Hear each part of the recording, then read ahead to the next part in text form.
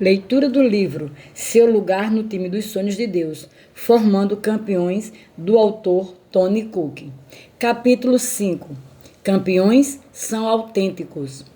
Acredito que Deus me fez para um propósito, mas Ele também me fez rápido. E quando corro, sinto seu prazer. Eric Lindell. Um jovem pastor estava enfrentando seu teste mais duro e a maior oportunidade de sua jovem vida. Em pé, diante dele do exército israelita, estava um inimigo, um guerreiro testado em batalhas chamado Golias. Um homem gigante e uma máquina de matar. Com uma confiança que só poderia vir de Deus, o jovem Davi correu em direção a Golias e derrotou o gigante com uma pedra arremessada de sua funda. Antes da batalha, Davi havia recusado a oferta do rei de usar aquela que era, sem dúvida, a melhor armadura que havia em Israel. Saul vestiu a Davi da sua armadura e lhe pôs sobre a cabeça um capacete de bronze e o vestiu de uma couraça. Davi cingiu a espada sobre a armadura e experimentou andar, pois jamais a havia usado. Então disse Davi a Saul: Não posso andar com isso, pois nunca o usei. E Davi tirou aquilo de sobre si, tomou seu cajado na mão e escolheu para si 5 pedras lisas do ribeiro e a pôs no alforje do pastor, que trazia, a saber, no surrão, e lançando mão da sua funda, foi-se chegando ao filisteu. 1 Samuel, capítulo 17, do verso 38 ao 40. Davi poderia ter ficado com a melhor aparência na armadura de Saul, mas provavelmente teria sido morto vestindo a armadura de Saul. Davi tinha de ser fiel a quem ele era e foi sábio em usar as ferramentas com as quais ele era treinado, que haviam servido bem no passado. Nós reconhecemos a fé de Davi nessa grande vitória, mas sua autenticidade também foi um fator contribuinte. A palavra autêntico é definida como real ou genuíno, não copiado ou falso, verdadeiro e preciso, fiel à própria personalidade, espírito ou caráter. Nunca devemos contrariar nossos princípios pela glória de homens, render nossas convicções pelo bem da conveniência ou abandonar nossos valores para alimentar nossa vaidade. Nunca devemos nos esquecer de quem Deus nos criou para ser, ou abdicar da atribuição que Ele nos deu para cumprir. Se perdermos de vista essas coisas, perdemos nossa autenticidade e nossa genuidade, tornando-nos atores em vez de servirmos a Deus com sinceridade de coração. Às vezes as pessoas perdem o melhor de Deus por estarem ocupadas tentando ser algo que não são. Talvez elas estejam tentando impressionar outras ou tentando compensar excessivamente suas inseguranças. Um grande exemplo da importância de ser autêntico é visto em Jamaica Abaixo de Zero, o filme sobre a equipe jamaicana de bobsled que participou dos Jogos Olímpicos do Inverno de 1988. Os 4 membros da equipe eram grandes velocistas, mas nenhum deles jamais participara de qualquer tipo de esporte de inverno. Por isso, estavam em enorme desvantagem. A perspectiva de lançarem em uma pista coberta de gelo, a uma velocidade vertiginosa, lhes era suficientemente intimadora. Mas então, eles começaram a observar algumas das outras equipes, especialmente altamente experiente equipe suíça. Eles começaram, de fato, a imitar a equipe suíça, até mesmo na contagem para a largada, dizendo eins, zwei, drei, em vez de 1, 2, 3. Finalmente, a equipe se cansou de ser intimidada e de tentar agir como as outras e simplesmente se propôs a ser o melhor que conseguisse.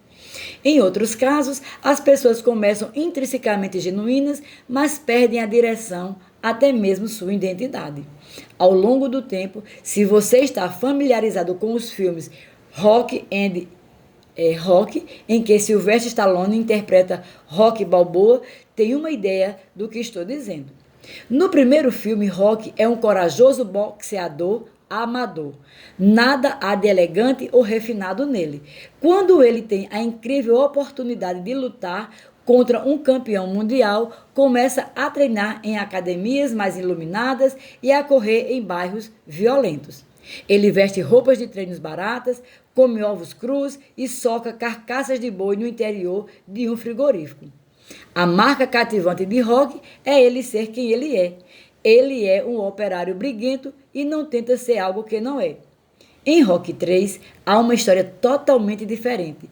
Rock derrotou Apollo Creed e está desfrutando os benefícios de ser o centro das atenções como campeão mundial. Ele agora vive em uma mansão, dirige carro de luxo e veste as melhores roupas. Ele está envolvido pela fama, pelos holofotes e por toda a atenção da mídia. E não tem mais a fome que os levou à grandeza. Quase se pode ouvir ao fundo a repreensão de Samuel a Saul. Sendo tu pequeno aos teus olhos. 1 Samuel 15, verso 17. Sabendo que Rock foi induzido à moleza ao longo do tempo, seu treinador Mickey lhe diz: 3 anos atrás você era sobrenatural. Você era duro, era desagradável e tinha uma mandíbula de ferro fundido. Mas depois aconteceu a você a pior coisa que poderia acontecer a qualquer lutador. Você ficou civilizado. Após ser terrivelmente derrotado por Clubber Lang, Rock volta ao básico, deixa o brilho e o glamour para trás e treina até ter novamente o olho do tigre. Depois de lançar fora todo o exagero ao seu redor e de recuperar seu verdadeiro eu, Rock tem o título de volta em uma revanche contra Lang. O rei Uzias é um personagem da Bíblia, um líder de Israel que caiu na armadilha de esquecer-se de suas raízes. A Bíblia diz que Uzias propôs buscar a Deus. Nos dias em que buscou o Senhor, Deus o fez prosperar. 2 Crônicas 26, 5. Os abundantes feitos de Uzias são elencados, mas em seguida lemos: divulgou-se a sua fama até muito longe, porque foi maravilhosamente ajudado até que se tornou forte. Mas, havendo-se já fortificado, exaltou-se o seu coração para a sua própria ruína e cometeu transgressões contra o Senhor seu Deus. 2 Crônicas, capítulo 26, do verso 15 ao 16. Lembro-me de ouvir um funcionário de uma famosa mega igreja refletir acerca da cultura de equipe que se desenvolveu no local antes da falha moral do líder sênior. Um membro da equipe reflexivo diz: acho que todos nós ficamos um pouco arrogantes. A autenticidade está relacionada à humildade, que discutimos no capítulo passado. No sentido de que sempre nos tornamos arrogantes, não somos genuínos e nem expressamos o verdadeiro caráter que Deus concebeu para nós. E nós? Será que nos lembramos das consagrações que fizemos em nossos primeiros dias? De estar disposto a pagar qualquer preço? Nós oramos: Deus, eu irei aonde tu quiseres que eu vá. Farei o que tu quiseres que eu faça. Direi o que tu quiseres que eu diga. Servir a Deus era novo e empolgante. Não estávamos apenas passando pelos movimentos ou pela mecânica do ministério. Aquilo era genuíno e vinha de um coração sincero. Nós queríamos glorificar a Deus e queríamos ajudar pessoas. Mantivemos aquele desejo? O ministério é agora apenas uma encenação? Estamos apenas sendo levados pela maré? Estamos focados em apenas pagar as contas e manter os programas funcionando? Deus ajuda-nos a ter autenticidade e a ser quem tu nos fizestes para ser. Deus valoriza grandemente a autenticidade, elogiada em toda a Bíblia. O sacrifício dos perversos é abominável ao Senhor, mas a oração dos retos é o seu contentamento. Provérbios 15, 8. Romanos 12, 9 diz: o amor seja sem hipocrisia, detestai o mal, apegando-vos o bem. Paulo disse aos Filipenses que Timóteo, sinceramente, cuide dos vossos interesses. Filipenses 2, verso 20. Antes disso, Paulo diz: a ninguém tenho de igual sentimento. Filipenses 2, 20. O desejo de Paulo era que todos os cristãos fossem cheios de amor que procede de coração puro e de consciência boa e de fé sem hipocrisia. 1 Timóteo 1,5. Pedro disse, tendo em vista o amor fraternal não fingido, amai-vos de coração uns aos outros ardentemente. 1 Pedro 1,22. Quando as pressões da vida aumentam e quando o medo do homem se apresenta, temos uma escolha a fazer. Podemos recuar para a hipocrisia ou permanecer na autenticidade. Ameaçado pela possibilidade de execução, Martim Lutero estava sob pressão para retratar-se e renunciar aos próprios escritos.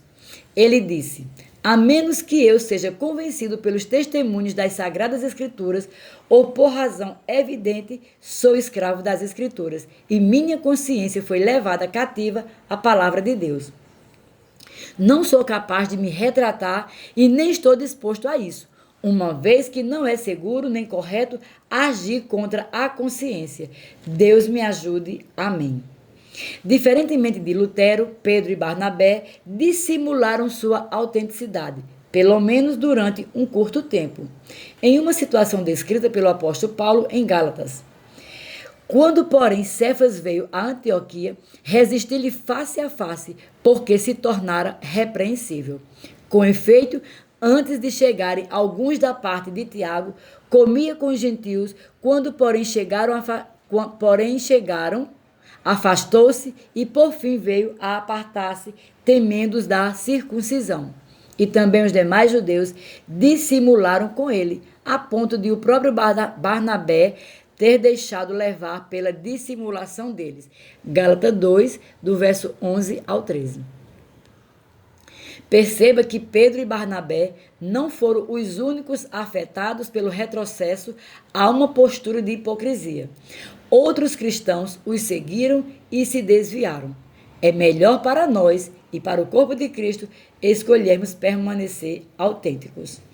Há momentos em que é preciso coragem para ser autêntico e defender as próprias crenças. Frequentemente ouvimos a admoestação, seja você mesmo. Quero ajustar essa frase e incentivá-lo a ser o melhor de si mesmo. Ocasionalmente vi pessoas usarem as desculpas, só estou sendo eu mesmo, ou é exatamente assim que eu sou, para justificar seu comportamento grosseiro, carnal, indisciplinado e imaturo. Repito, seja o melhor de si mesmo. Seja a pessoa que Deus fez você para ser. Seja um membro da equipe que Deus criou você para ser e cumpra a tarefa que Deus lhe deu. Não seja um imitador de outros, porque se você for, você nunca será nada, senão o segundo melhor. Seja autêntico e deixe Deus operar por meio de você como Ele desejar. De volta ao básico. Quando atletas estão fora de linha e seu desempenho decai, os treinadores levantam o time de volta ao básico. Provavelmente os próximos treinos do time envolverão revisão dos fundamentos do jogo e sua prática repetidamente. Os treinadores farão seus jogadores praticarem o básico várias vezes para que as habilidades que eles necessitam para ter bom desempenho em jogo se tornem naturais para eles. De semelhante modo, na igreja precisamos estar sempre atentos aos princípios básicos do que Jesus nos chamou a ser e do que Jesus nos chamou a fazer. Será que estamos ocupados e distraídos fazendo coisas que nunca fomos chamados a fazer e assim tendo mau desempenho ou ignorando totalmente as reais prioridades que Jesus tem para nós? Eu percebo que os cristãos e as igrejas têm algumas missões específicas de Deus, atividades externas direcionadas que devem ser realizadas. Sou totalmente a favor de essas missões serem bem realizadas. Infelizmente, porém, algumas igrejas estão tentando fazer tantas coisas que se tornaram ineficazes em todos os sentidos. Seria melhor que fizessem poucas coisas bem feitas do que muitas coisas mal feitas. Frequentemente, a ineficácia se deve a uma falta de poda. Certas atividades externas, programas e ministérios têm uma vida de prateleira que deve ser observada. Se determinado objetivo ministerial deixou de ser útil e frutífero, ele precisa ser revitalizado ou descontinuado. Jesus disse: todo ramo que estando em mim não der fruto, ele o corta, e todo que dá fruto limpa, para que produza mais fruto ainda. João 15:2. Não estou sugerindo pôr um fim de maneira arbitrária e imprudente a qualquer programa, mas também não se deve continuar ministérios apenas porque sempre se fez assim. Como igrejas e ministérios, às vezes temos de perguntar o que Deus nos chamou a fazer. Não podemos fazer tudo, e repito, é melhor fazer poucas coisas bem feitas do que várias coisas mal feitas. Então, como determinamos o que realmente é importante? A maioria das igrejas terá uma declaração de missão e ou visão que articula que elas acreditam que que devem fazer. Até mesmo igrejas que não possuem uma declaração escrita terão valores fundamentais, ainda que nunca sejam oficialmente pronunciados. Nossa esperança é que tudo o que a igreja enfatiza e no que concentra suas energias que estão fundamentados na Bíblia. No verão de 1981, assisti a uma conferência de evangelismo em Kansas City. Durante uma das oficinas, um palestrante abordou atributos importantes da igreja do livro de Atos, identificando 7 características, cada uma das quais começando com as letras gregas: Kappa, K, ou Delta, D.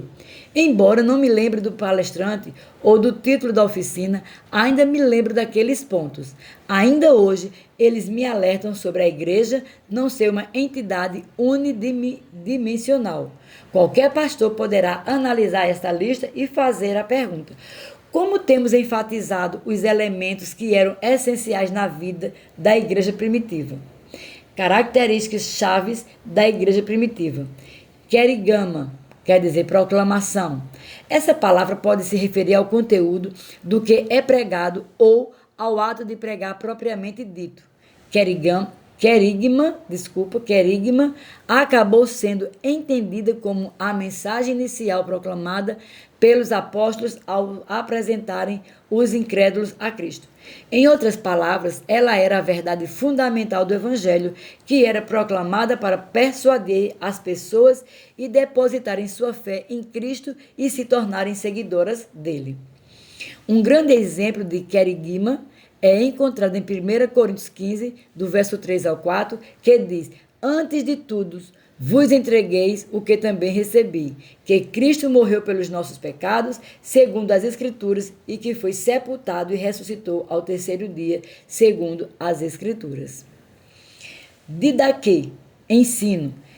Essa palavra se refere à doutrina ou ao ensino. Após as pessoas haverem respondido ao querigma e depositado sua fé em Cristo, era necessário ensinar-lhes as verdades da palavra de Deus e firmá-las nelas. Após pregar e levar as pessoas a Cristo, Paulo trabalhou intensamente para ensinar-lhes estas coisas. Referindo-me ao tempo de Paulo em Corinto, Atos 18, verso 11, e ali permaneceu 1 ano e 6 meses ensinando entre eles a palavra de Deus. Koinonia, comunhão. Parte da definição de Thayer para essa palavra é aquilo em que qualquer pessoa ou coisa está inerentemente fixada, implantada ou a qual está intimamente ligada. Atos 2,42 descreve a riqueza da comunhão desfrutada pela igreja primitiva, dizendo: e perseveravam na doutrina dos apóstolos e na comunhão, koinonia, no partir do pão e nas orações. Catarismo, equipar. Os líderes da igreja primitiva não viam seu papel como sendo de entreter os santos, mas sim de equipar os santos.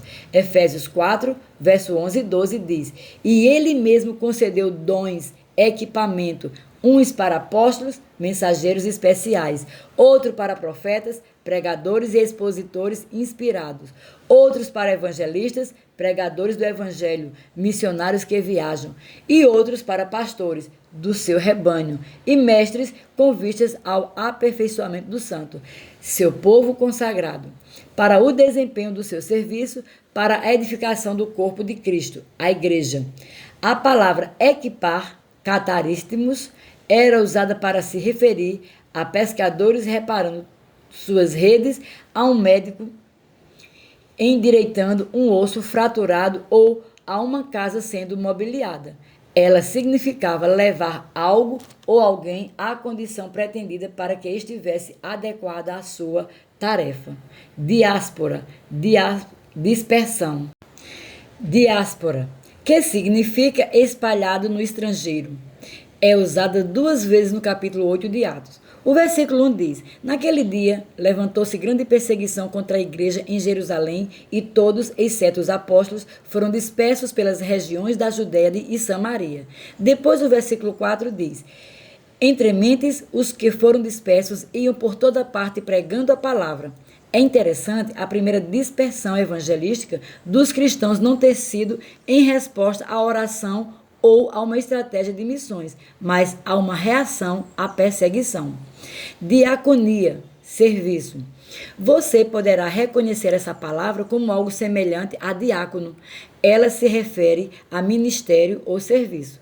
Jesus não só deu exemplo dessa virtude por meio da sua vida, como também disse explicitamente: o Filho do Homem não veio para ser servido, mas para servir. Mateus 20, verso 28. Isso nos lembra de que, quando seguirmos o exemplo do Senhor Jesus, também procuraremos servir tanto ao plano de Deus quanto ao povo de Deus. Doxa, glória. Doxa é a origem da palavra doxologia. O dicionário, a Nova Bíblia, diz que a palavra doxa se refere à revelação do caráter e da presença de Deus na pessoa e obra de Jesus Cristo. Ele é o resplendor da glória divina. Hebreus 1:3. Efésios 3:21 diz: a ele seja a glória na igreja e em Cristo Jesus por todas as gerações, para todo o sempre. Amém. É importante nos lembrarmos de que fomos criados para a glória de Deus. Em Isaías 43, versos 6 e 7, Deus diz: trazei a todos os que são chamados pelo meu nome e os que criei para minha glória. Quando pensamos em dar glória a Deus, frequentemente pensamos em oferecer-lhe louvor sincero e adoração sincera. Sim, Deus é glorificado quando o louvamos e adoramos, mas Pedro indicou que também glorificamos a Deus sempre que o servirmos na força que Deus supre. 1 Pedro capítulo 4, verso 11. Deve ser o objetivo de toda a igreja e de todo cristão glorificar a Deus em tudo que fazem. Em 1 Coríntios 10, 31, lemos: quer comais, quer bebais, ou façais outra coisa qualquer, fazem tudo para a glória de Deus. Essas 7 funções e ênfase vitais da igreja primitiva podem proporcionar uma lista de verificação muito útil para a igreja local. Podemos estudar essas áreas e depois nos perguntar como estamos em nosso ministério e nossas igrejas. Onde percebermos estar bem, podemos ficar felizes e continuar a cooperar com o Senhor.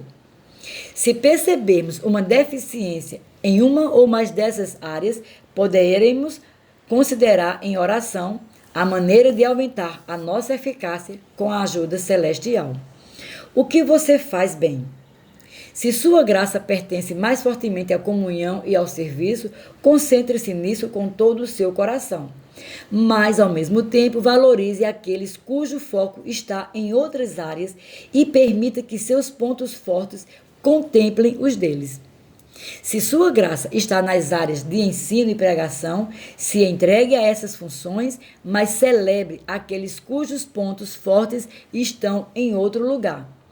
Quando temos todas essas áreas funcionando de maneira equilibrada, temos uma igreja saudável. Não seja arrogante devido aos dons que você tem, nem fique intimidado devido a dons que lhe faltam. Dê o que você tem e torça pelos outros enquanto eles fazem o mesmo. Uma oração de equipe referente à autenticidade. Pai, obrigado por podermos ser quem somos. Obrigado porque não temos de impressionar alguém ou fingirmos ser o que não somos. Nós te pedimos que nos protejas de qualquer influência enganadora que distorcia a imagem de quem tu nos criastes para ser. Que nossa fé e nosso serviço a ti sejam sempre genuínos e sinceros. Que nosso trabalho reflita a ideia apostólica de que o que temos, damos. Que nosso serviço possa vir de nossos corações e do que tu tens feito em nossa vida. Que nunca caiamos em hipocrisia de maneira alguma, mas que possamos ser fiéis à nossa identidade e ao nosso chamado em ti. Em nome de Jesus, nós oramos. Amém. Citações dignas de lembrança.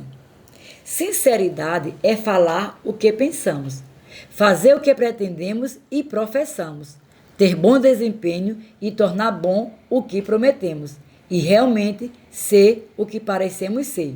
John T. Lostison. A primeira virtude de todos os homens realmente grandes é serem sinceros. Eles erradicam a hipocrisia de seus corações. Anatole France. A grande tentação para pequenos grupos de pessoas é chegar a um estado em que não dizem a verdade uns aos outros e não celebram uns aos outros. Em vez disso, eles toleram uns aos outros, acomodam uns aos outros e se contentam com não tratar das coisas não ditas que os separam. Billy Ables.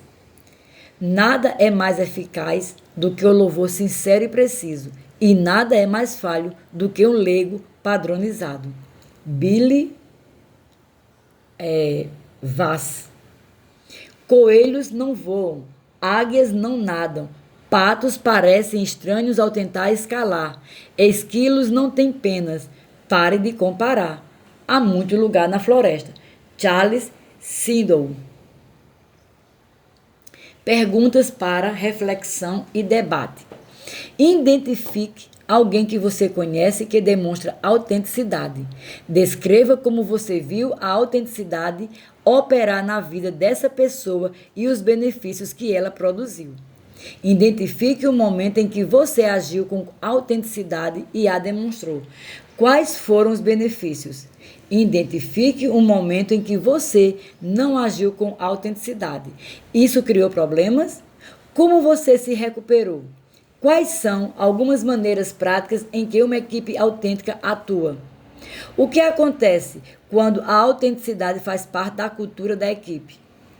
Com que se parece uma equipe e o que acontece quando a autenticidade está ausente da cultura da equipe? De que maneiras você e sua equipe podem crescer na área de demonstrar autenticidade? Como isso traria aprimoramento ao trabalho que todos vocês estão fazendo? Reveja as 5 citações dignas de lembrança. Qual delas fala mais a você e de que maneira ela o impacta especificamente? Exercício em grupo. Além da autenticidade. A palavra campeão também tem uma letra A de autenticidade. Há, porém, outras palavras que têm a ver com bom desempenho em trabalho de equipe e em campeonatos. Como você está e como sua equipe está em relação ao seguinte: realizadores. Os membros da equipe estão se esforçando por resultados de alta qualidade? Expectativa. Os membros da equipe estão sonhando com o futuro e se planejando para ele? Foco. Os membros da equipe estão focando e prestando atenção no próprio trabalho? Atitude. Os membros da equipe têm uma boa atitude no trabalho? Discuta sobre essas áreas e faça uma avaliação com outros membros da equipe. Reconheça e afirme as áreas em que a equipe está indo bem. Também discuta sobre o que pode ser feito para fortalecer qualquer área que necessite de aprimoramento. Capítulo 6. Campeões são motivados. O homem é feito de tal maneira que sempre que algo inflama sua alma, as impossibilidades esvanecem. Jean de La Fontaine. Um dos melhores e mais amados filmes de esporte de todos os tempos, Rudy, é a história de Daniel Rudy Ruitinger. Quando criança, Rudy sonhou jogar futebol pela Universidade de Notre Dame, mas obstáculos monumentais o impediam. Ele não tinha as notas e os recursos financeiros necessários, nem mesmo tamanho, velocidade, talento e capacidade atlética para competir naquele nível. Mas o que Rudy tinha era coração. A paixão, a determinação, o compromisso, a determinação e a convicção de Rudy eram inigualáveis. Em resumo, ele era motivado. Rudy estava sempre a todo vapor, dando tudo de si, embora estivesse apenas em treinamento, enquanto os jogadores naturalmente dotados se contentavam com locomover-se sem esforço, dando 85% de si nos treinos. Embora nunca tenha sido uma estrela, ele só se vestiu para um jogo e entrou no campo no finalzinho de outro durante a carreira universitária. Rudy inspirava a todos com sua tenacidade e garra toda vez que entrava em campo para o treino. O amor de Rudy pelo jogo o levava a ser ativo. Ele simplesmente se esforçava mais do que os companheiros, se empenhava mais e estava determinado a maximizar a capacidade que tinha. Ele pôde ter sido o menor jogador do time, mas tinha o maior desejo. Pessoas motivadas são apaixonadas. Uma pessoa motivada não é apática, hesitante ou indiferente.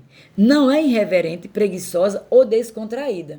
Em vez disso, é totalmente entrega, inflamada e absolutamente aplicada com todas as fibras de seu ser. Zacarias 8:2 diz: Assim diz o Senhor dos Exércitos, tenho grandes zelos de Sião e com grande indignação tenho zelos dela. Aqui, a palavra zelo se refere a um ardente entusiasmo, uma forte emoção ou desejo. O Dr. Martin Luther King Jr. traduziu a ideia de zelo ao dizer: mesmo que eles tentem matá-lo, você desenvolve a convicção interior de que há algumas coisas tão preciosas, algumas coisas tão eternamente verdadeiras, pelas quais vale a pena morrer. E se uma pessoa não tiver encontrado algo pelo que morrer, essa pessoa não está apta para viver. Frequentemente, nossa paixão por algo é o que nos motiva e o que nos leva através de momentos difíceis. Mesmo quando não estamos dispostos a fazer o esforço necessário, nossa paixão nos capacita a fazer o que precisa ser feito. Hebreus 12:2 diz que Jesus, em troca da alegria que lhe estava proposta, suportou a cruz, não fazendo caso da ignomínia, e está assentado à destra do trono de Deus. Qual era a alegria que estava proposta a Jesus? Era simplesmente obediência à vontade do Pai. Era por nós? Éramos nós o objeto de sua afeição, busca e paixão? Tendo sido criado à imagem de Deus, também nós somos chamados a ser um povo apaixonado. Jesus disse a um escriba que o questionou: amarás, pois, o Senhor teu Deus de todo o teu coração, de toda a tua alma, de todo o teu entendimento e de toda a tua força. Marcos 12, verso 30. A paixão afeta tudo. Nossa atitude, nossa perspectiva e nossos atos. Nós sabemos quando perdemos a paixão. Ela está evidente na maneira como sentimos, pensamos e agimos. Certa vez, Floyd, um plantador de igrejas e treinador em liderança no mundo todo, disse: Eu sei quando a paixão apostólica morreu em meu coração. Isso acontece quando não dedico meu tempo de silêncio a sonhar com o momento em que Jesus será adorado em línguas que ainda não são ouvidas no céu. Eu sei que ela está faltando em minha vida quando canto acerca do céu, mas vivo como se a terra fosse meu lar. A paixão apostólica está morta em meu coração quando eu sonho mais com esportes, brinquedos, lugares para ir e pessoas para ver do que com nações adorando Jesus. Para o apóstolo Paulo, a paixão pelo Evangelho e sua missão celestial não era uma empolgação superficial, mas uma firme vontade que se manifestava como determinação e empenho sólidos como rocha. Mesmo quando uma grande adversidade se apresentava, Paulo era inabalável em seu impulso de avançar. E agora, constrangido em meu espírito, vou para Jerusalém, não sabendo o que ali me acontecerá, senão que o Espírito Santo de cidade em cidade me assegura que me esperam cadeias e tribulações. Porém, em nada considero a vida preciosa para mim mesmo, contanto que eu complete a minha carreira e o ministério que recebi do Senhor Jesus para testemunhar o Evangelho da graça de Deus. Atos 20, versos 22 ao 24. Nossa meta deve ser ter o tipo de paixão que Paulo tinha. Precisamos cultivar e possuir o tipo de motivação que nos mantém avançando, até mesmo quando lutas e dificuldades nos ameaçam desviar do caminho que Deus colocou diante de nós. Pessoas motivadas têm garra. A motivação é aquele fogo na barriga que se traduz em fazermos nosso melhor para Deus. Ela é o que nos esportes as pessoas chamam de garra. Um grande exemplo bíblico de paixão e garra é Tito, um dos auxiliares a quem Paulo se referiu como seu verdadeiro filho. Tito 1:4. Paulo disse acerca de Tito: mas graças a Deus que pôs no coração de Tito a mesma solicitude por amor de vós, porque atendeu ao nosso apelo e, mostrando-se mais cuidadoso, partiu voluntariamente para vós outros. 2 Coríntios, capítulo 8, versos 16 e 17. Perceba as palavras solicitude e voluntariamente. Essas palavras revelam o nível de paixão de Tito. A palavra solicitude aqui é a palavra grega spode, derivada da palavra que significa velocidade. Meu amigo Keith Trupp, muito versado no idioma grego, afirma que, originalmente, essa palavra significava pressa ou apressar-se. Depois, ela evoluiu para abranger a conotação de importante. Em outras palavras, quando essa palavra é usada com referência a Tito, o que está sendo comunicado é à luz da importância da tarefa. Tito foi muito zeloso e diligente no que fez. Ele foi cuidadoso e incansável em sua tarefa e não poupou esforços para levá-lo a cabo. Outras versões da Bíblia traduzem solicitude, spode, como o mesmo cuidado diligente, a mesma preocupação devotada, o mesmo zelo e cuidado devotado, dedicado, ardente, a mesma devoção, o mesmo zelo diligente. Nos esportes, o talento pode fazer com que um time seja bem, mas o talento somado a um diligente entusiasmo, motivação e garra faz com que um time seja excelente. O mesmo se aplica ao ministério. Pessoas motivadas tomam iniciativa. Certa vez, Elbert disse: quem quer leite não deve se sentar em um banquinho no meio do campo e esperar que a vaca venha até ele.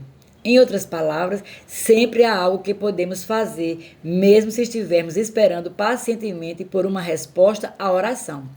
A iniciativa está ligada à motivação e é a chave para ser bem-sucedido na vida e no ministério. Frequentemente ouço pastores falarem com apreço de pessoas de sua equipe que fazem. Essas pessoas não necessitam de supervisão e lembrete constantes acerca do que precisa ser feito. Elas reconhecem as necessidades intuitivamente e, com sábia iniciativa, atendem a essa necessidade sem que jamais alguém tenha de lhe dizer o que fazer. Isso não significa que elas leem mentes ou que não necessitam de treinamento e instrução. Ao contrário, significa que elas entendem rapidamente o que precisa ser feito e assumem a responsabilidade de realizar isso.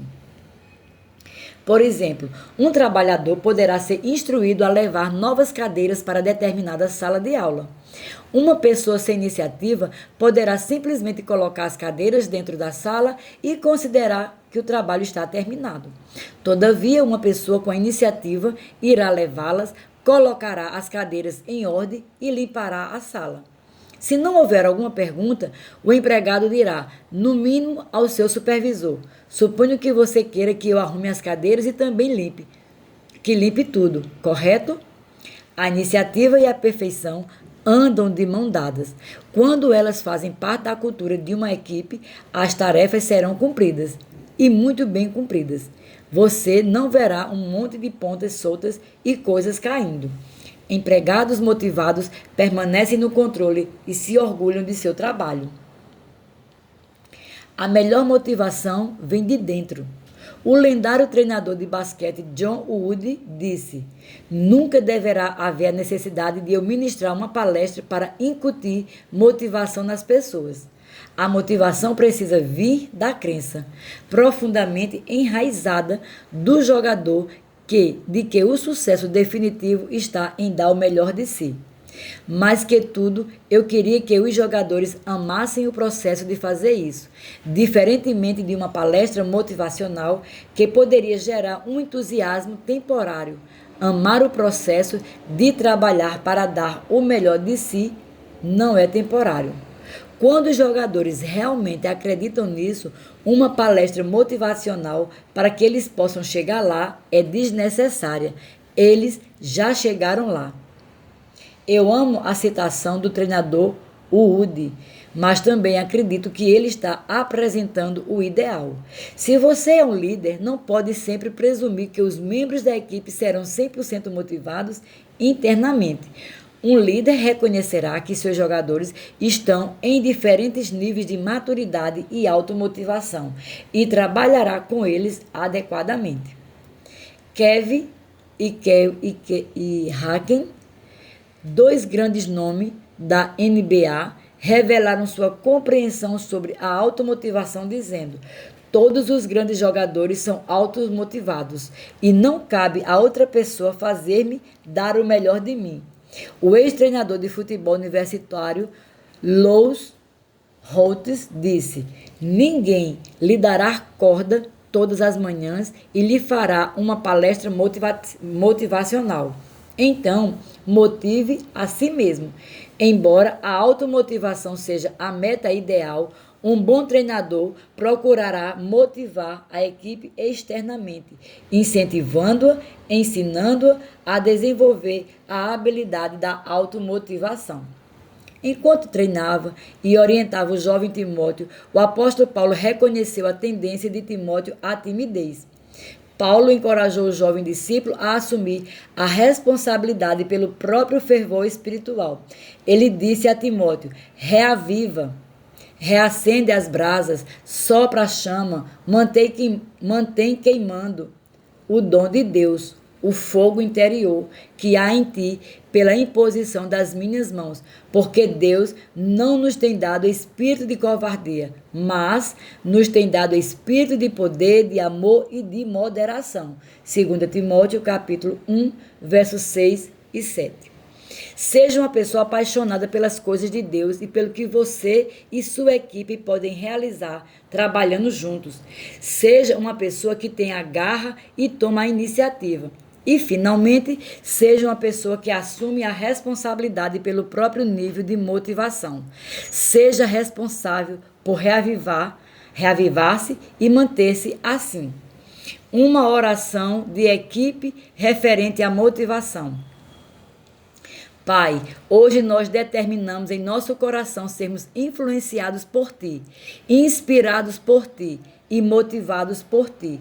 Acreditamos que servir-te é o maior investimento que poderíamos fazer com nossa vida e estamos gratos pelo Senhor nos ter dado o privilégio e a oportunidade de servir-te juntos. Que nunca tomemos o servir-te como garantido e que nunca o façamos com leviandade ou descuido, mas que possamos servir-te com paixão, sempre com garra e dando o melhor de nós mesmos para a tua honra e glória. Em nome de Jesus, oramos. Amém. Citações dignas de lembranças. Se você não estiver cheio de entusiasmo, será despedido com entusiasmo. Vice Lombardi. Um fanático é alguém que não consegue mudar de ideia e se recusa a mudar de assunto.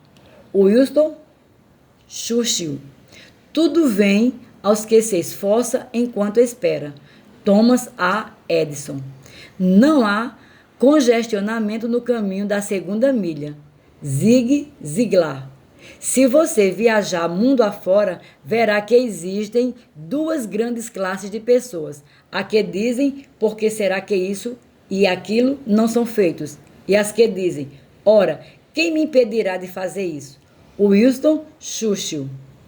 Perguntas para reflexão e debate. Identifique alguém que você conhece que seja altamente motivado.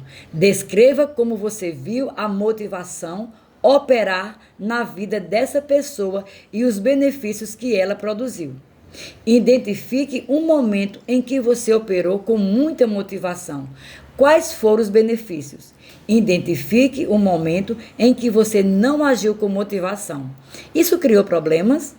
Como você restabeleceu a motivação? Descreva as características de uma equipe motivada. O que acontece quando a motivação faz parte da cultura da equipe?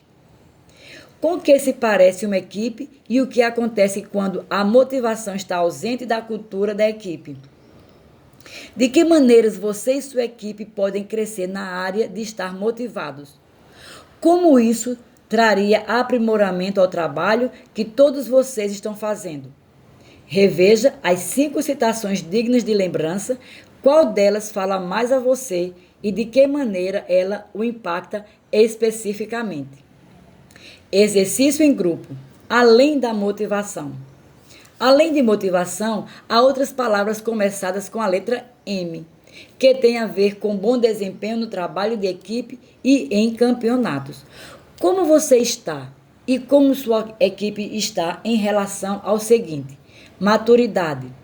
Os membros da equipe estão atuando com maturidade? Meticulosidade. Os membros da equipe estão prestando atenção aos detalhes? Moral. Os membros da equipe estão contribuindo para uma moral elevado e mantendo o próprio moral elevado? Multiplicação. Os membros da equipe estão multiplicando sua eficácia, inspirando, recrutando e treinando outros? Discuta sobre estas áreas e faça uma avaliação com os outros membros da equipe. Reconheça e afirme as áreas em que a equipe está indo bem. Também discuta sobre o que pode ser feito para fortalecer a qualquer área que necessite de aprimoramento. Capítulo 7. Campeões são persistentes. Sabendo quão acidentada a estrada será, quão difícil aqui a estrada será, sabemos das barricadas que esperam ao longo da pista, mas temos de estabelecer em nossa alma um objetivo determinado à frente, e nada do inferno ao céu nos deverá fazer voltar. Vice Lombardi. Se a motivação coloca você em movimento, a persistência o manterá em movimento.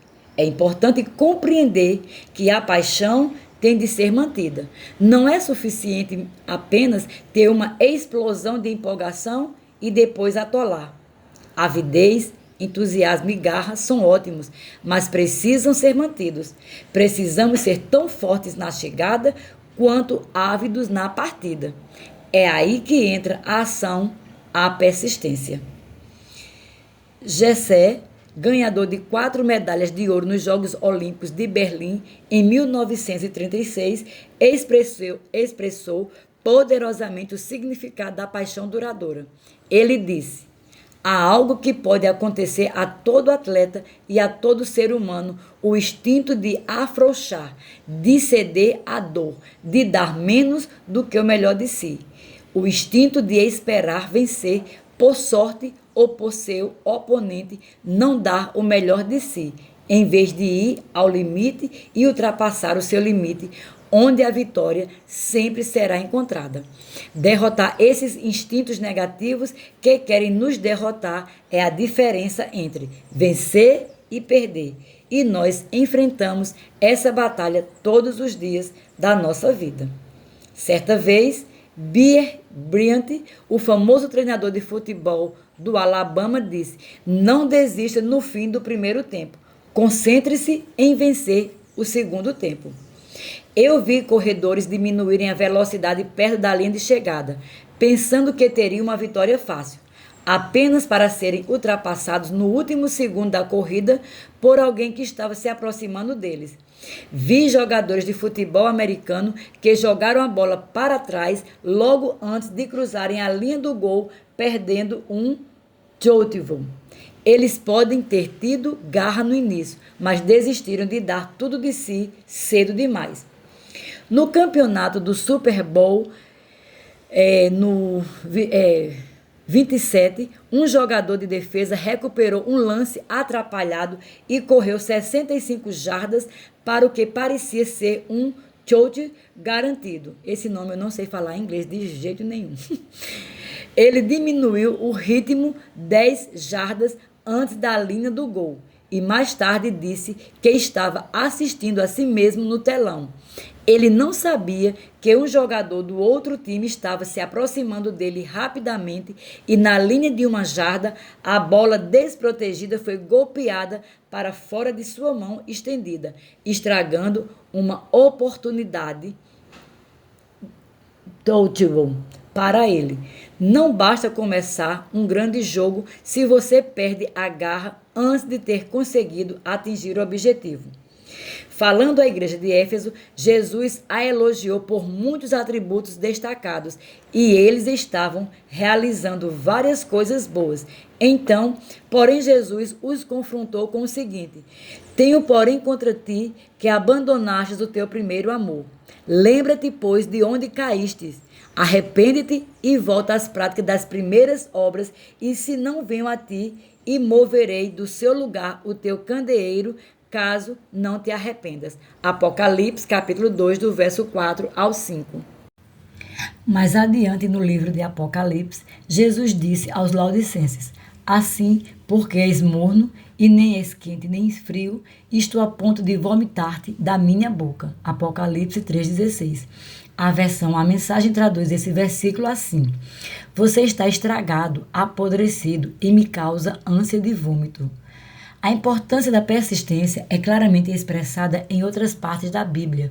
Romanos 12:11 diz: não se deixe esgotar, mantenham-se animados e dispostos. A mensagem.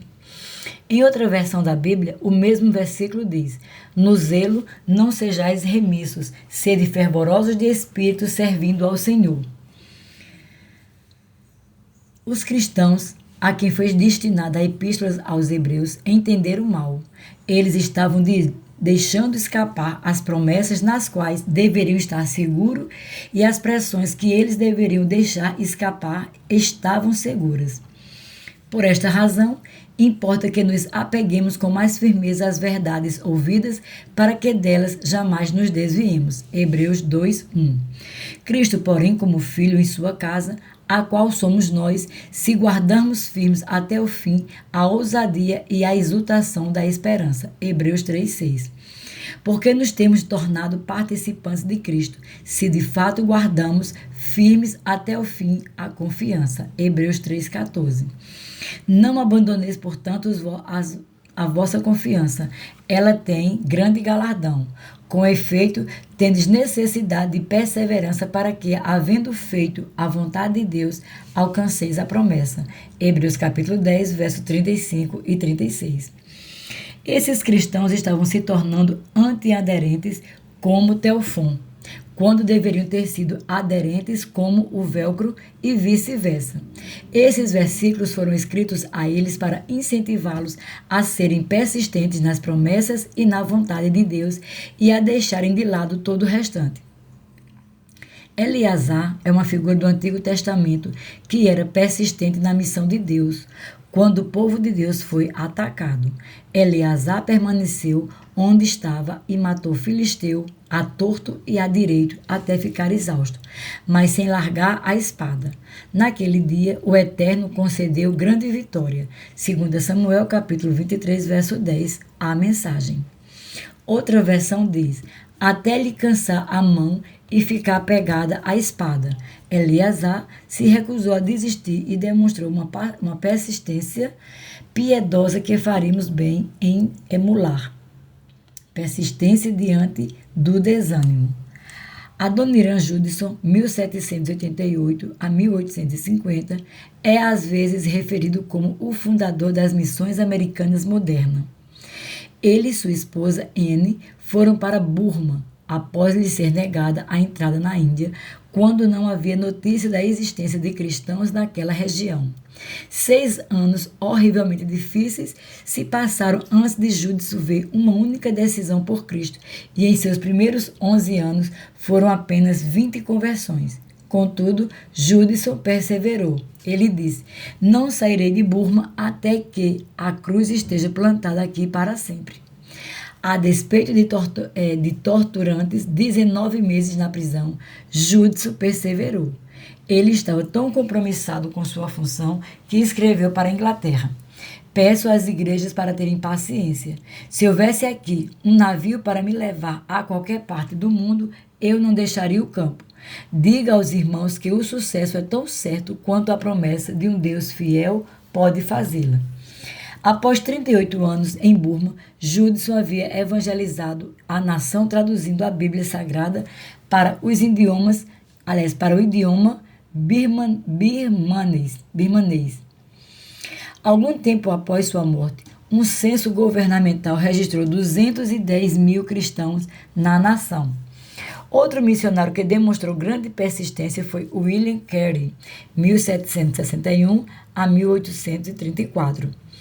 Que passou 7 longos anos fazendo a obra na Índia antes de vir uma decisão por Cristo. Ele começou superando obstáculos simples como ir ao campo missionário.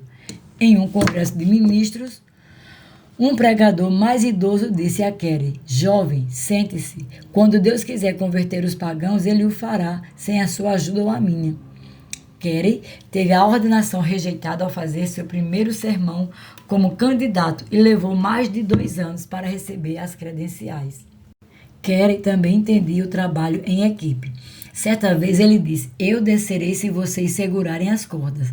Ele e sua equipe traduziram a Bíblia para 34 idiomas da Ásia, produziram dicionários e implantaram escolas, igrejas e postos missionários e também lutaram pelos direitos das mulheres. William Carey e Adoniran Judson sofreram múltiplas tragédias familiares, além de incontáveis outros desafios.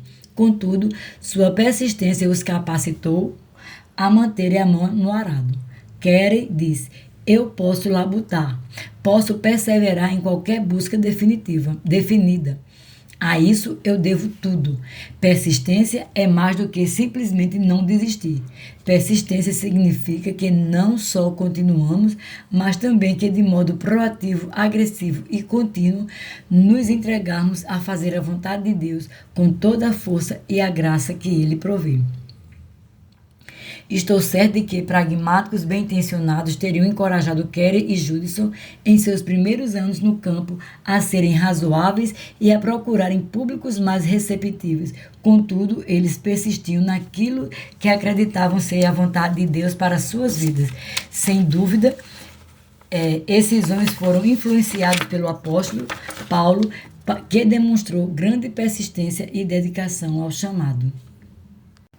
E não nos cansemos de fazer o bem, porque a seu tempo ceifaremos, se não desfalecermos. Por isso, enquanto tivermos oportunidades, façamos o bem a todos, não apenas lhes sendo úteis ou proveitosos, mas também fazendo o que é pelo seu bem e vantagem espiritual. Mas principalmente aos da família da fé, aqueles que pertencem à família de Deus com vocês, os cristãos. Gálatas 6, 9 a 10. Paulo sabia haver uma tendência, e às vezes até uma boa razão, para desanimar e ficar fatigado. Ainda assim, ele encorajou os cristãos a manterem uma corajosa persistência e nos assegurou que há uma recompensa por permanecer no caminho. Persistência diante do trivial. Frequentemente ouvi pessoas expressarem frustração por não sentirem que a sua atribuição no corpo de Cristo é tão empolgante ou gratificante quanto a de outros. Elas podem ver seu trabalho como tedioso e monótono, enquanto o trabalho de um missionário ou de um evangelista parece ser mais importante e dar mais resultados. É importante perceber, porém, que toda tarefa no corpo de Cristo é importante e Deus não considera sem importância a atribuição ou trabalho de quem quer que seja. Jesus disse: quem der de beber, ainda que seja um copo de água fria, a um destes pequeninos, por ser este meu discípulo, em verdade vos digo que de modo algum perderá seu galardão. Mateus 10, 42. Certa vez, quando Davi e seus homens estavam em uma expedição militar, o exército recebeu atribuições divididas. 400 continuaram com Davi, mas 200 de seus homens foram forçados a permanecer na retaguarda devido à exaustão. Entretanto, esses 200 não ficaram inativos. Davi lhes deu a responsabilidade de montar em guarda ao equipamento. Após a vitória, alguns dos 400 soldados envolvidos na ação militar não quiseram que aqueles que permaneceram na retaguarda recebessem parte do despojo. Davi protestou veementemente e declarou: qual é a parte dos que desceram a peleja, tal será a parte dos que ficaram com a bagagem, receberão partes iguais. 1 Samuel, capítulo 30, verso 24. Algumas pessoas são inclinadas a pensar que somente o missionário que está na linha de frente é importante, mas isso não é verdade. Se você digita cartas, faz a contabilidade ou limpa os tapetes, saiba que o que você faz é importante no reino de Deus. Seja persistente e constante em fazer seu trabalho com excelência. Guarde o conselho de Paulo. Sede firmes, inabaláveis e sempre abundantes na obra do Senhor, sabendo que no Senhor o vosso trabalho não é vão. 1 Coríntios 15, 58. Em outra história do Antigo Testamento, os inimigos do povo de Deus cometeram um grande erro de cálculo. Tendo perdido uma batalha contra os israelitas, os conselheiros do rei da Síria disseram: seus deuses são deuses dos montes, por isso foram mais fortes do que nós. Mas pelejemos contra eles em planície e por certo seremos mais fortes do que eles. 1 Reis, capítulo 20, verso 23. Quando a Síria estava pronta para atacar o povo de Deus usando sua nova estratégia, Deus lhe havia reservado uma surpresa.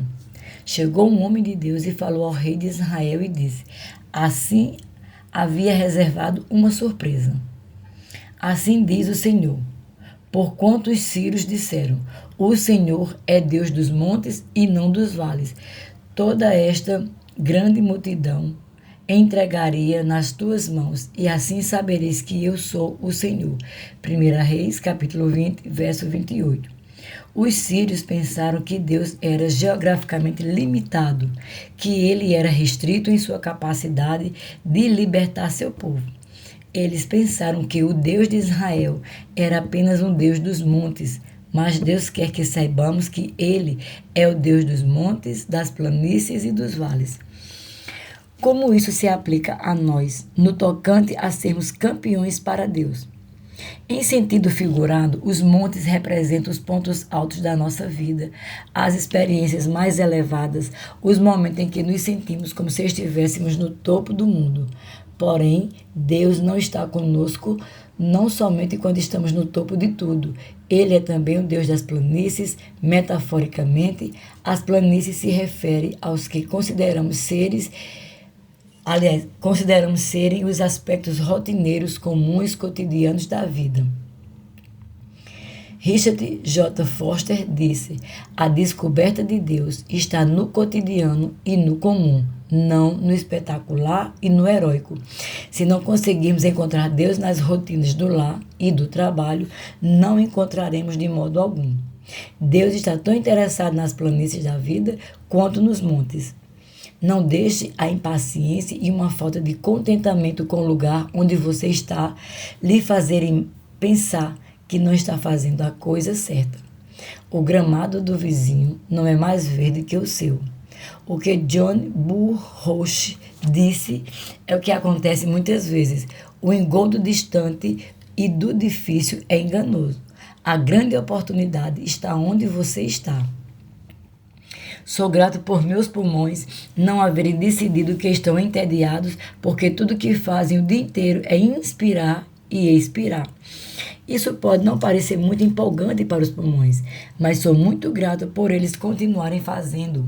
De semelhante modo, pode haver algumas coisas que fazemos na vida que não parecem tremendamente empolgantes, mas constância e persistência são bons atributos, mesmo que estejamos persistindo em algo que às vezes pareça ser trivial. Persistência diante do fracasso. Michael Jordan, considerado por muitos o maior jogador de basquete de todos os tempos, disse: eu errei mais de 9.000 arremessos em minha carreira. Perdi quase 300 jogos. 26 vezes confiaram-me o arremesso que nos daria a vitória no jogo e eu errei. Fracassei muitas e muitas vezes em minha vida. E foi por isso que tive sucesso. Na realidade, nossa atitude em relação ao fracasso é sempre mais importante do que o fracasso em si. Como disse Henry Ford, o fracasso é simplesmente a oportunidade de recomeçar, desta vez de maneira inteligente. Os grandes nomes da Bíblia não são pessoas que nunca fracassaram, mas que não desistiram. Não são pessoas que nunca caíram, mas que souberam como se levantar e prosseguir. Moisés assassinou um homem. Davi cometeu adultério e assassinou um homem na tentativa de encobrir seu pecado. Pedro decepou a orelha de um homem com uma espada. Paulo perseguiu a igreja. Todos eles fracassaram. Todos eles precisaram de perdão e todos eles precisaram da misericórdia de Deus para ter outra chance e um novo começo. Permita-me compartilhar com você algumas coisas importantes a fazer quando você tiver fracassado. Permaneça conectado a Deus. As pessoas parecem ter uma tendência a resistir a Deus quanto mais precisam dele. Admita. Há algo revigorante em simplesmente encarar os fatos e admitir que errou. Em qualquer situação, o fracasso lhe causará mais dano se você se recusar a lidar com o que aconteceu. Transferir a culpa e escolher manter-se em negação só o colocará em problemas ainda maiores. Seja grandioso consigo mesmo. Se outra pessoa fracassasse ou cometesse um erro, seríamos os primeiros a encorajá-la. Então, por que achamos tão difícil perdoar e encorajar a nós mesmos? Seja tão gracioso consigo mesmo quanto seria com os outros. Perdoe-se, não se puna impiedosamente. Coloque a situação em perspectiva, isto é, realmente o fim do mundo? É realmente tão importante no âmbito de sua vida como um todo? É realmente tão importante no âmbito da eternidade? É merecedor de ser guardado em seu coração e ter a permissão de afetar seu futuro? O sol nascerá amanhã? Aprenda. Um dos maiores erros que você pode cometer é não aprender com os erros. Esqueça. Não esqueça as lições aprendidas, mas não permita que o fracasso do passado seja predominante em seu pensamento ou opressivo em sua alma. Não aceite o fracasso do passado como uma regra para a vida futura. Reagrupe. Reexamine fundamentos, métodos, tempo, etc. Faça qualquer ajuste necessário. Recuse-se a desistir. O desânimo é uma das maiores ferramentas de Satanás para desgastar as pessoas. Lembre-se de que se você não tivesse potencial para o sucesso, o inimigo não estaria lutando tanto para fazê-lo você desistir. Recuse-se a mergulhar em autocomiseração. Resista à tentação de ficar desanimado. Recuse-se a ter uma visão roubada. Você realmente nunca terá fracassado enquanto não desistir. Não permita que o medo do fracasso volte a surgir. Algumas pessoas ficam paralisadas por medo do fracasso. Oportunidades são perdidas e a criatividade é sufocada quando as pessoas temem o fracasso. Você não tem chance de alcançar o sucesso se não estiver disposto a arriscar-se a fracassar. Planeje para o sucesso. Permita que a esperança e a visão sejam ressuscitadas. Preveja bênção e favor. Dependa da força e da sabedoria de Deus e espere por produtividade. A persistência cria longevidade na equipe. Qualquer líder experiente lhe dirá que é difícil construir uma equipe coesa e eficaz quando há uma constante troca dos membros.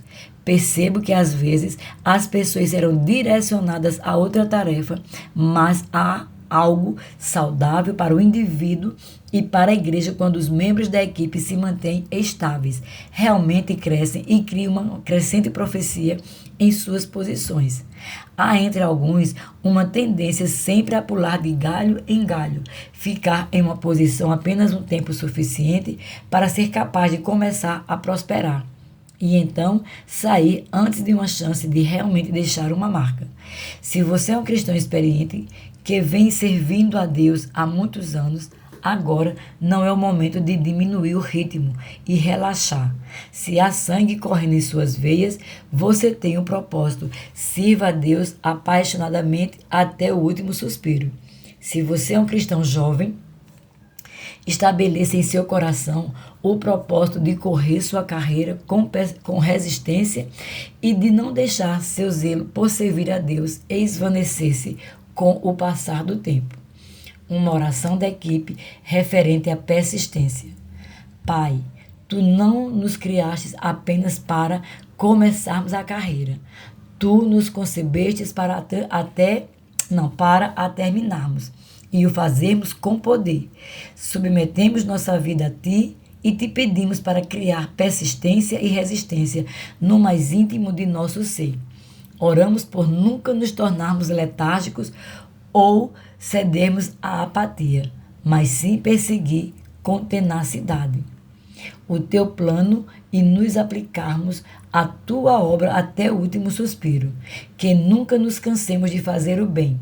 Obrigado por nos ajudar a nunca retrocedermos desanimados ou deixarmos de dar volta às coisas aparentemente pequenas e que possamos nunca nos render ao fracasso.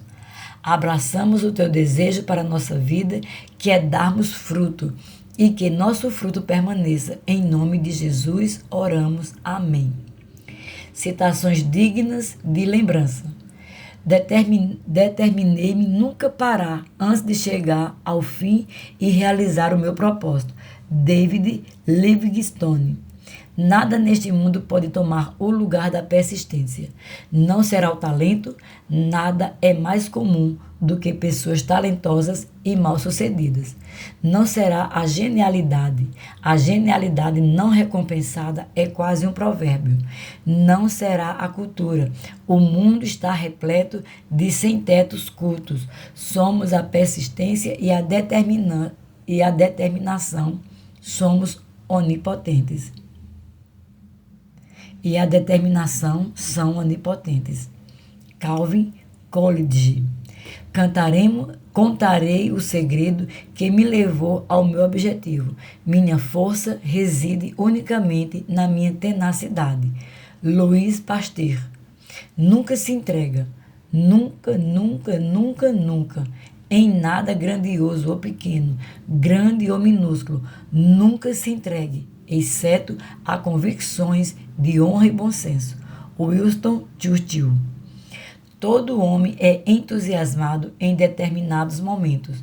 Um tem entusiasmo durante 30 minutos, outro durante 30 dias, mas o homem entusiasmado durante 30 anos é o que tem sucesso na vida. Edward B. Butler. Perguntas para reflexão e debate. Identifique alguém que você conhece que é constantemente persistente. Descreva como você viu a persistência operar na vida dessa pessoa e os benefícios que ela produziu. Identifique o momento em que você demonstrou persistência. Quais foram os benefícios? Identifique o momento em que você não operou com persistência. Isso criou problemas? O que você fez para consertar a situação? Descreva as características de uma equipe persistente. O que acontece quando a persistência faz parte da cultura da equipe? Com que se parece uma equipe e o que acontece quando a persistência está ausente da cultura da equipe? De que maneira você e sua equipe podem crescer na área de demonstrar persistência? Como isso traria aprimoramento ao trabalho que todos vocês estão fazendo? Reveja as 5 citações dignas de lembrança.